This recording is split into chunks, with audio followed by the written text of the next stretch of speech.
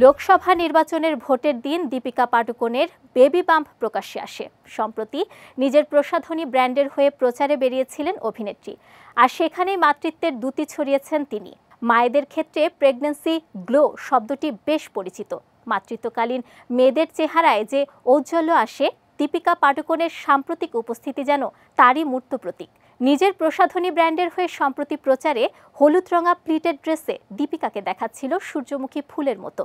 Social মিডিয়ায় ফটোশুটের বেশ কিছু ছবি পোস্ট করেছেন অভিনেত্রী, আর তা রীতিমতো ভাইরাল। এদিন স্টোরে গিয়ে লাইভ সেশনে নিজের প্রসাধনী ব্র্যান্ডের নতুন কালেকশন নিয়ে দু চার কথা বলেন দীপিকা।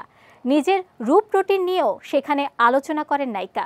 দিন কয়েক আগে ভোট দিতে গিয়ে ট্রোলারদের নিশানায় পড়েছিলেন দীপিকা। তার বেবি বাম্প নাকি নকল, এমন অভিযোগ আনেন বেশ কিছু নেটিজেন। বলিউডের এক জ্যেষ্ঠ সাংবাদিক এর প্রতিবাদে একটি পোস্ট দেন সোশ্যাল মিডিয়ায়।